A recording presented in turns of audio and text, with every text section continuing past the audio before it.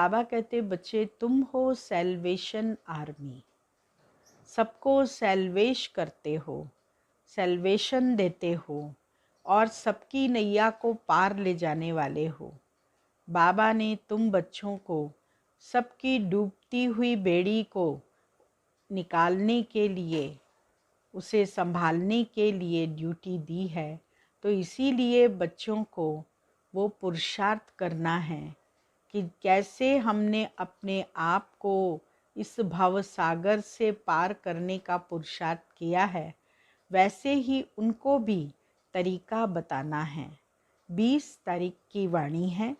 मीठे बच्चे तुम हो स्पिरिचुअल रूहानी इनकॉग्निटो सेल्वेशन आर्मी। तुम्हें सारी दुनिया को सेल्वेस करना है, डूबे हुए बेड़े को पार लगाना है।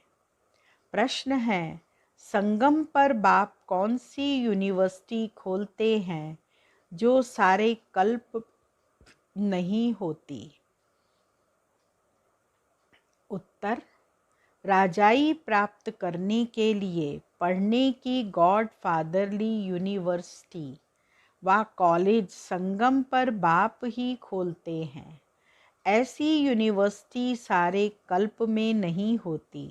इस यूनिवर्सिटी में पढ़ाई पढ़कर तुम डबल सिरताज राजाओं के राजा बनते हो।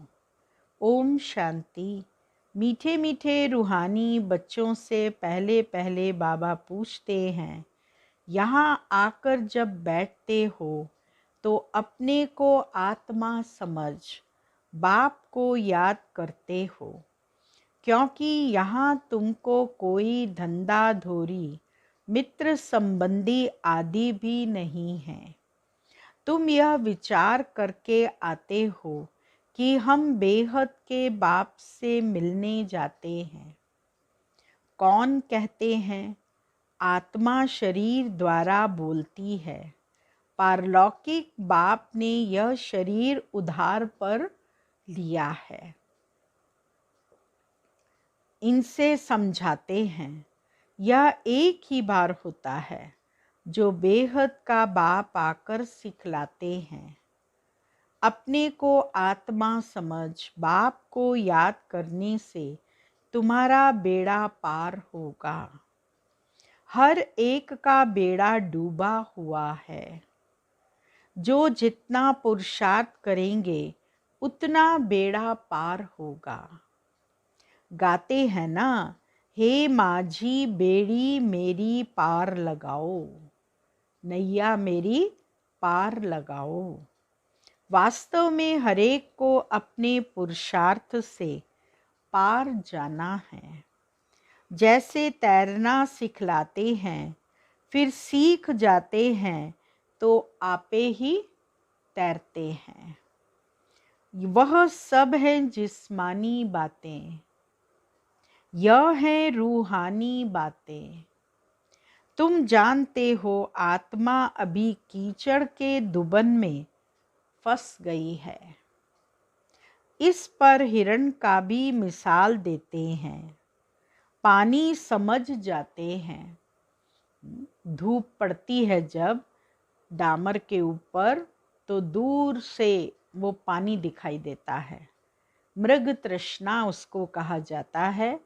हिरण भी दूर देखता है तो पानी दिखता है और वो दौड़ के वहाँ जाता है तो पानी की जगह ज़मीन होती है, तो वो भागता रहता है पानी की प्यास को बुझाने के लिए, लेकिन उसको पानी नहीं मिलता। इसीलिए कहते हैं हिरण के समान, मृग तृष्णा के समान पानी की प्राप्ति होती है। पानी समझ जाते हैं, परंतु वह होती है कीचड़, तो उसमें फंस पड़ते हैं। कभी कभी स्टीमर्स, मोटरें आदि भी कीचड़ में फंस पड़ती हैं, दलदल होती है, दलदल के अंदर जाकर फंस जाते हैं और जितना निकलने की कोशिश करते हैं उतना उसमें फंसते जाते हैं। ऐसे समुद्र के अंदर स्टीमर भी कई दफ़े ऐसी दलदल में फंस जाते हैं गलतफहमी हो जाती है कि पानी है, परंतु होती वहाँ दलदल है, जिसके कारण वो उसमें धंसते जाते हैं। फिर उनको सैल्वेज करते हैं, फिर उनको निकालते हैं क्रेन के माध्यम से, चेन के माध्यम से खींचकर फिर उसको निकाला जाता है। वह सब है सैल्वेशन आर्मी। तुम हो रूहानी, तुम जानते हो सब माया के दुबन में बहुत फंसे हुए हैं। इनको माया का दुबन कहा जाता है। बाप आकर समझाते हैं, इनसे तुम कैसे निकल सकते हो। वह सैल्वेस करते हैं, उसमें मदद चाहिए आदमी को आदमी की। यहाँ तो फिर आत्मा जाकर दुबन में फंसी है। बाप रास्ता बताते हैं, इनसे तुम कैसे निकल सकते हो, फिर दूसरों को भी रास्ता बता सकते हो। अपने को और दूसरों को रास्ता बताना है कि तुम्हारी नैया इस विषय सागर से क्षीर सागर में कैसे जाए। सतयुग को कहते हैं क्षीर सागर, अर्थात सुख का सागर। यह है दुख का सागर। रावण दुख के सागर में डुबोते हैं, बाप आकर सुख के सागर में ले जाते हैं। तुमको रूहानी सैल्वेशन आर्मी कहा जाता है। तुम श्रीमत पर सबको रास्ता बताते हो, हर एक को समझाते हो। दो बाप हैं, एक हद का, दूसरा बेहद का।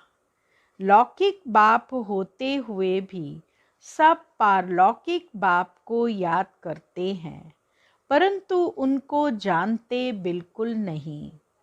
बाबा कोई ग्लानि नहीं करते, परंतु ड्रामा का राज समझाते हैं।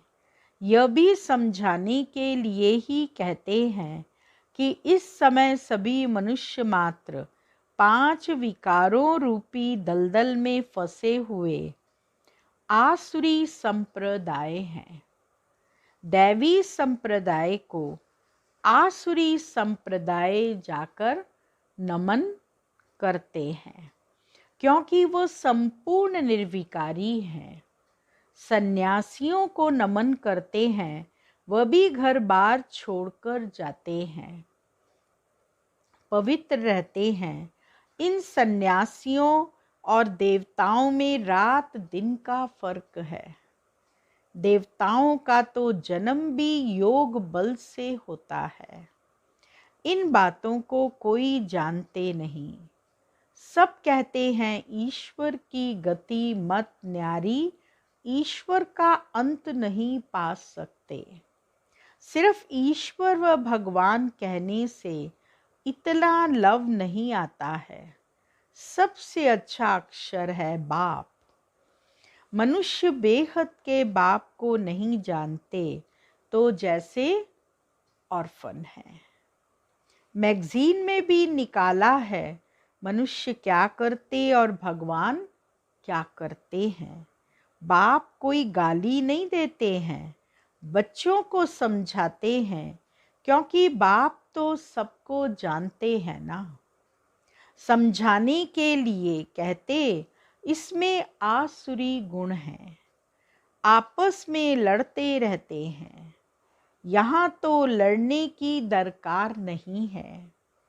वह है कौरव अर्थात आसुरी संप्रदाय। यह है दैवी संप्रदाय। बाप समझाते हैं, मनुष्य को मुक्ति व जीवन मुक्ति के लिए राजयोग सिखलाए, यह हो नहीं सकता। इस समय बाप ही तुम आत्माओं को सिखला रहे हैं। बाबा ही आकर हम सब बच्चों को राजयोग सिखलाते हैं।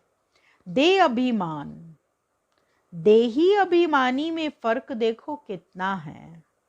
दे अभिमान अर्थात इस शरीर का अभिमान आ जाता है, अपनी विशेषताओं का अभिमान आ जाता है, और उस अहंकार के वशीभूत होकर व्यक्ति फिर क्या से क्या कर लेता है। और देही अभिमानी जो होता है वो सब दुनिया में रहते हुए न्यारा और प्यारा विदेही बन जाता है। और विदेही व्यक्ति सर्व आत्माओं का कल्याण करने वाला, सबका उद्धार करने वाला होता है। देह अभिमान से तुम गिरते आए हो। बाप एक ही बार आकर तुमको देही अभिमानी बनाते हैं। ऐसे नहीं कि तुम सतयुग में देह से संबंध नहीं रखेंगे। वहाँ यह ज्ञान नहीं रहता कि मैं आत्मा परम पिता परमात्मा की संतान हूँ। यह ज्ञान अभी ही तुमको मिलता है जो प्राय लोप हो जाता है। तुम ही श्रीमत पर चल प्रारब्ध पाते हो। बाबा आते ही हैं राजयोग सिखलाने। ऐसी पढ़ाई और कोई होती नहीं। डबल सिर ताज राजाएं सतयुग में होते हैं, फिर सिंगल ताज वालों की राजाई भी है। अभी वह राजाई नहीं रही है, प्रजा का प्रजा पर राज्य है। तुम बच्चे अभी राजाई के लिए पढ़ते हो। तुमको गॉड फादरली यूनिवर्सिटी कहा जाता है। तुम्हारा नाम भी लिखा हुआ है।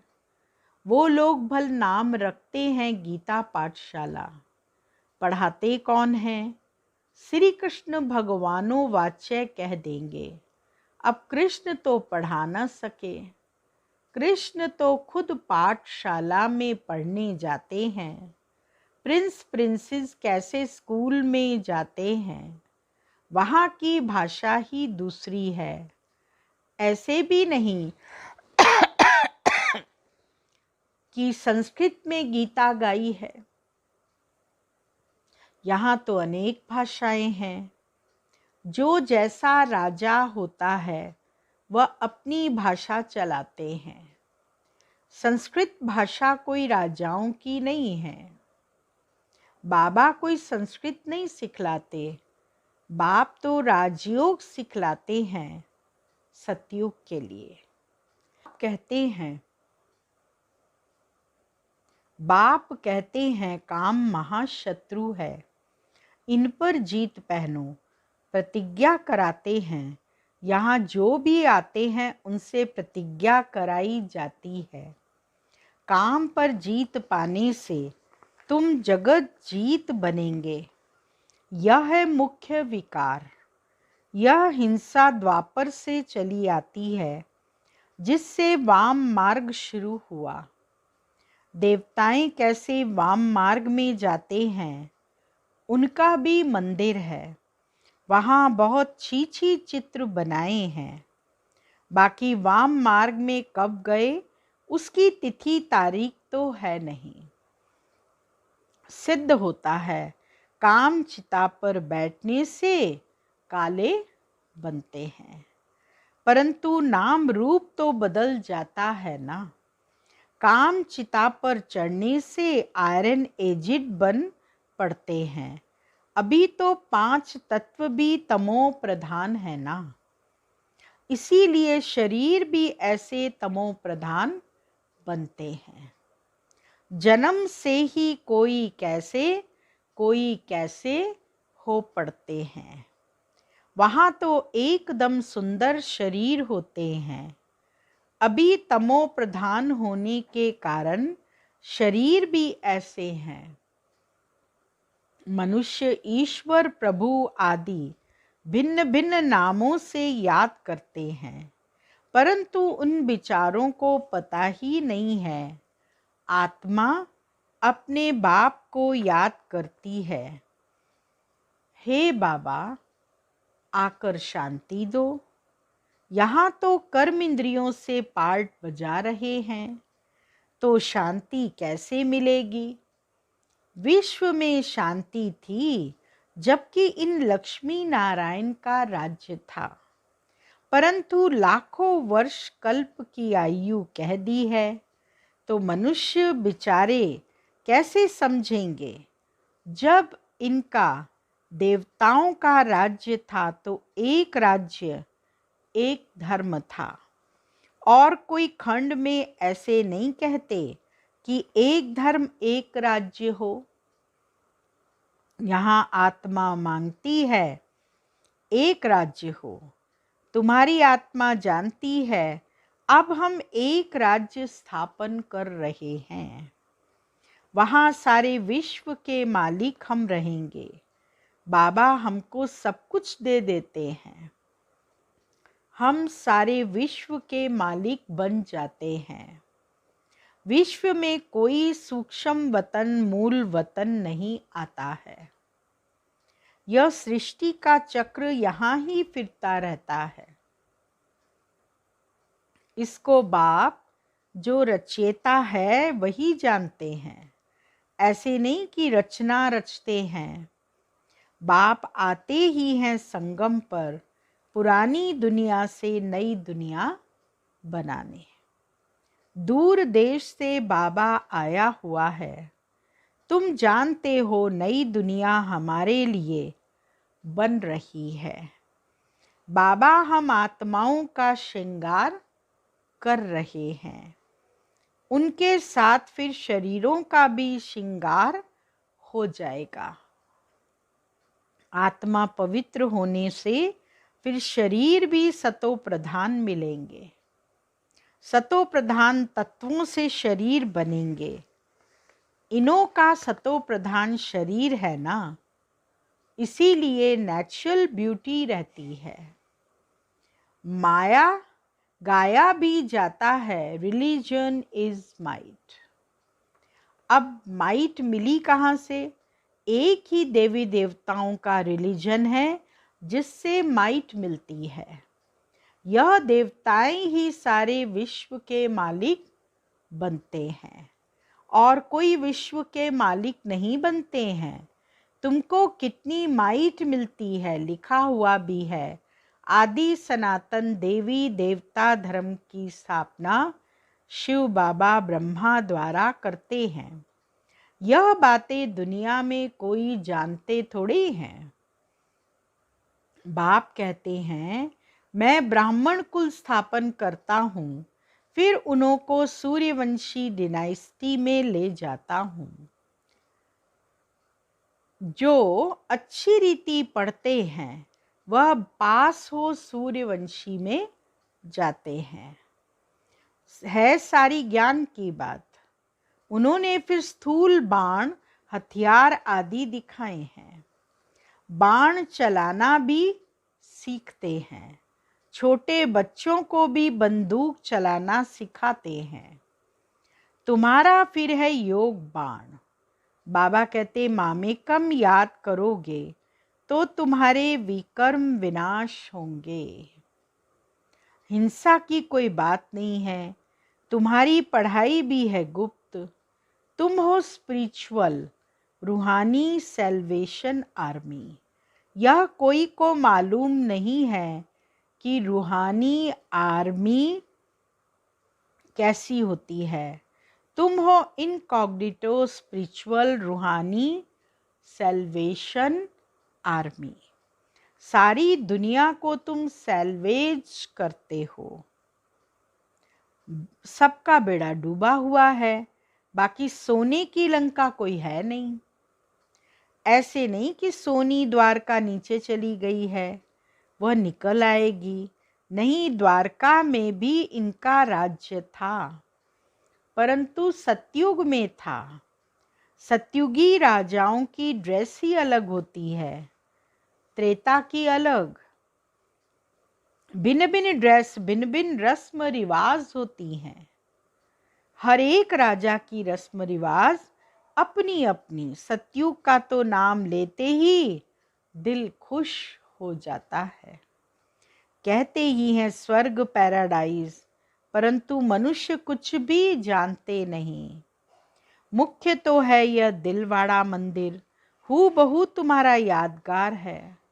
मॉडल्स तो हमेशा छोटा बनाते हैं ना, यह बिल्कुल एक्यूरेट मॉडल्स हैं। शिव बाबा भी है, आदि देव भी है, ऊपर में बैकुंठ दिखाया है। शिव बाबा होगा तो जरूर रथ भी होगा, आदि देव बैठा है। यह भी किसको पता नहीं है, यह शिव बाबा का रथ है।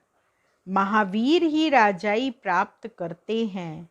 आत्मा में ताकत कैसे आती है, यह भी तुम अभी समझते हो। घड़ी घड़ी अपने को आत्मा समझो। हम आत्मा सतो प्रधान थी तो पवित्र थी। बाबा ने क्या कहा? घड़ी घड़ी अपने को आत्मा समझो। मैं आत्मा हूँ, मैं ज्योति बिंदु हूँ, मैं शांत स्वरूप हूँ, मैं आत्मा इस भ्रिकुटी में निवास करती हूँ, मैं आत्मा हूँ, मैं आत्मा हूँ, मैं आत्मा हूँ। निरंतर इस बात की रट लगी रहनी चाहिए।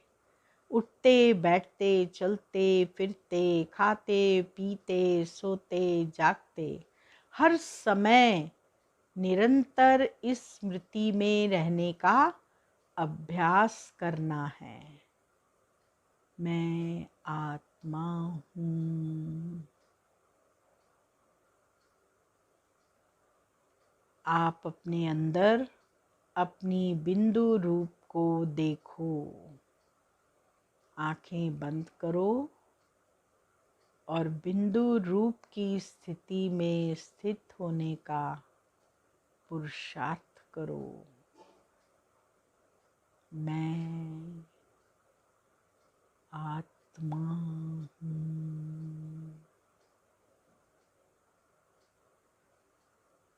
मैं आत्मा हूँ।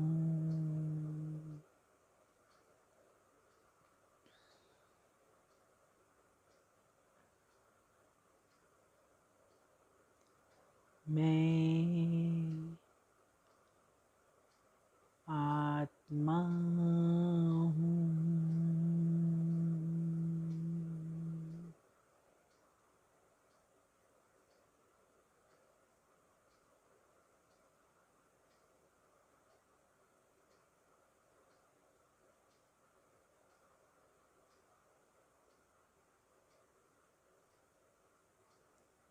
बाबा कहते, बच्चे हमें इसको बहुत पक्का अपने अंदर करना है।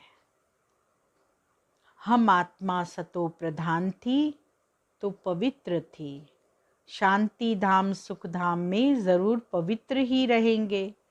अब बुद्धि में आता है, कितनी सहज बात है। भारत सतयुग में पवित्र था, वहाँ अपवित्र आत्मा रह न सके। इतनी सब पतित आत्माएं ऊपर कैसे जाएंगी? जरूर पवित्र बनकर ही जाएंगी। आग लगती है फिर सभी आत्माएं चली जाएंगी, बाकी शरीर रह जाते हैं। यह सब निशानियां भी हैं। होलिका का अर्थ कोई समझते थोड़ी हैं। सारी दुनिया इसमें स्वाहा होनी है। यह ज्ञान यज्ञ है। ज्ञान अक्षर निकाल, बाकी रुद्र यज्ञ कह देते हैं। वास्तव में यह रुद्र ज्ञान यज्ञ, यह ब्राह्मणों द्वारा ही रचा जाता है। सच्चे सच्चे ब्राह्मण तुम हो। प्रजापिता ब्रह्मा की तो सब औलाद है ना। ब्रह्मा द्वारा ही मनुष्य सृष्टि रची जाती है। ब्रह्मा को ही ग्रेट ग्रेट ग्रैंडफादर कहा जाता है। इनका सिजरा होता है ना, जैसे अलग अलग बिरादरी का सिजरा रखते हैं। तुम्हारी बुद्धि में है कि मूल वतन में है आत्माओं का सिजरा। कायदे मुजिब शिव बाबा, फिर ब्रह्मा विष्णु शंकर, फिर लक्ष्मी नारायण आदि, ये सब हैं मनुष्यों के सिजरे। अच्छा मीठे मीठे सिक्की लदे बच्चों प्रति मात पिता बाप दादा का याद प्यार और गुड मॉर्निंग। रूहानी बाप की रूहानी बच्चों को नमस्ते। रूहानी बच्चों की रूहानी बाबा को याद प्यार गुड मॉर्निंग नमस्ते। मुख्य सार है पहला पॉइंट, रूहानी सेल्वेशन आर्मी बन स्वयं को और सर्व को सही रास्ता बताना है। सारी दुनिया को विषय सागर से सैल्वेज करने के लिए बाप का पूरा पूरा मददगार बनना है। दूसरा पॉइंट है, ज्ञान योग से पवित्र बन आत्मा का श्रृंगार करना है, शरीरों का नहीं। आत्मा के पवित्र बनने से शरीर का श्रृंगार स्वतः हो जाएगा। वरदान है, मन बुद्धि को मनमत से फ्री कर मूल वतन का अनुभव कराने वाले डबल लाइट भाव। सिर्फ संकल्प शक्ति अर्थात मन और बुद्धि को सदा मनमत से खाली रखो तो यहाँ रहते भी वतन की सभी सीनरियां ऐसे स्पष्ट अनुभव करेंगे जैसे दुनिया की कोई भी सीन स्पष्ट दिखाई देती है। इस अनुभूति के लिए कोई भी बोझ अपने ऊपर नहीं रखो, सब बोझ बाप को देकर डबल लाइट बनो। मन बुद्धि से सदा शुद्ध संकल्प का भोजन करो, कभी भी व्यर्थ संकल्प व विकल्प का अशुद्ध भोजन न करो तो बोझ से हल्के होकर ऊंची स्थिति का अनुभव कर सकेंगे। स्लोगन है, व्यर्थ को फुल स्टॉप दो और शुभ भावना का स्टॉक फुल करो। वर्तमान में हम सब 9 देवियों की उपासना कर रहे हैं, अर्थात नवरात्रि शुरू हो गए हैं। और भारत देश तो वैसे ही बहुत उमंग उत्साह वाला है। यहाँ तो अनेक त्योहार मनाए जाते हैं, चारों तरफ बहुत खुशहाली होती है। अभी तो वर्तमान में थोड़ा लॉकडाउन के कारण इतने कार्यक्रम नहीं हो रहे, परंतु गली गली में नवरात्रे मनाए जाते हैं। अनेक देवियों की पूजा होती है और साथ साथ गरबे भी खेले जाते हैं, ज्वारे भी बोए जाते हैं, देवी की सुंदर मूर्ति बनाई जाती है जिसको बाजार से खरीद कर सब लाते हैं। धूम धड़ाके से बैंड बाजे से देवी की घट स्थापना होती है और रोज सुबह शाम उसकी आरती भी होती है, पूजा भी चलती है, यज्ञ भी चलता है, हवन भी होता है। पूरा ही शहर कहें देश कहें 9 देवियों के आराधना में लीन हो जाता है। और आराधना करना, देवी को सबसे श्रेष्ठ मानना, ये हमारे भारतवर्ष में नारी का सम्मान है। नारियां अति उत्तम है। एक नारी एक कहा जाता है, एक कन्या 100 ब्राह्मणों से उत्तम है। कन्या जब कन्या के रूप में होती है तो सब उसकी पूजा करते हैं। जब उसकी शादी हो जाती है तो वो औरों के पांव छूने लगती है। अर्थात तमो प्रधान बनने के बाद और विकारी बनने के बाद, काम क्रोध लोभ मोह अहंकार उसमें आने के बाद वो सबके हाथ पैर छूने लगती है, झुकने लगती है। और वैसे लोग उसको बहुत मानते हैं। तभी तो देखिए हमारे देश का नाम भी भारत माता के नाम से प्रसिद्ध है, भारतवर्ष। और भारत माता, और मूर्ति भी किसकी हो है? देवी की। भारत माता की भी मूर्ति रखी जाती है नक्शे में, जिसको मान्यता दी गई है। यही नहीं, नदियों के नाम भी स्त्रियों के ऊपर हैं। और हम देवियों की जो आराधना करते हैं, शक्ति पूजा, क्योंकि शक्तियाँ शिव से उत्पन्न हुई हैं। शिव परमात्मा इन शक्तियों के माध्यम से इस सृष्टि के परिवर्तन का कार्य कराते हैं।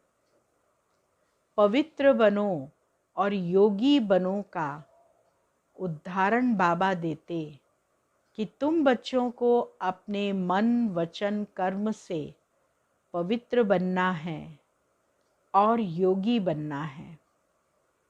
आज हम इन देवियों के क्या वर्णन करें?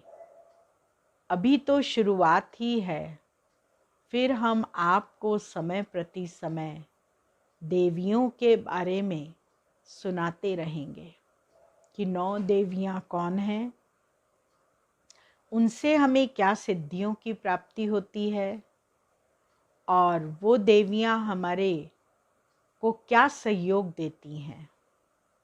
उनके वाहन दिखाए गए हैं, उनके हथियार दिखाए गए हैं, उनको एकदम शक्ति रूप दिखाया गया है। जब शक्ति रूप में हम उनकी पूजा करते हैं तो हमें भी शक्ति की प्राप्ति होती है।